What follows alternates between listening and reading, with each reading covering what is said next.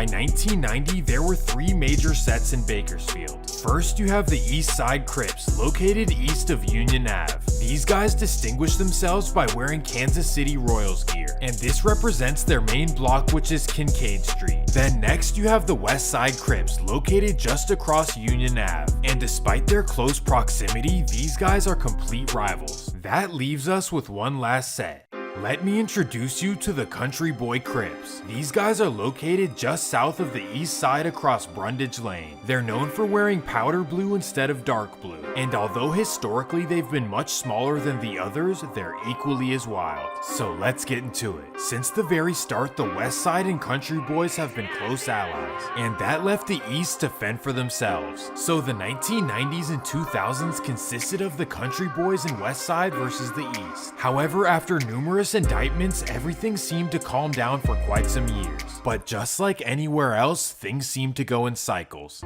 This story starts off in 2013 when the East Side kicked everything off, or so they thought. At this time, the Country Boys were the largest they had ever been. Bakersfield PD estimates that there were 400 to 500 of them just in this small neighborhood. But out of everyone, no one stood out more than these four members: Devontae Pink, Jimmy Baker, Trevonte Williams, and lastly Charles Bell, also known as C-Mac. And this is the original C-Mac, not the clown from 55th Street. Excuse me.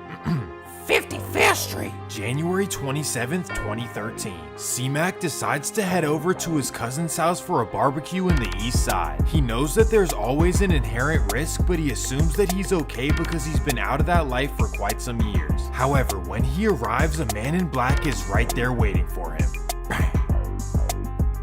This was a huge loss for the Country Boys, and they were understandably furious. This was the first incident in a long time, and C-Mac at this point was a great father to his son. In fact, his son was well on his way to making it D1 in football. Well, after this, everyone assumed that it was the East Side who did it. The entire time, the East was denying any involvement, but the Country Boys didn't believe it. So in 2013, the Country Boys had their eyes set on anyone from the East Side. They simply didn't care who, when, where, and how. And in this case, they had their eyes set on an East Sider named Floyd Beam. This is who they thought was responsible for what happened to C-Mac. February 6, 2013, the Country Boys drive over to Roy's Market. This is a known East Side hangout spot, and right there on the corner they spot Floyd.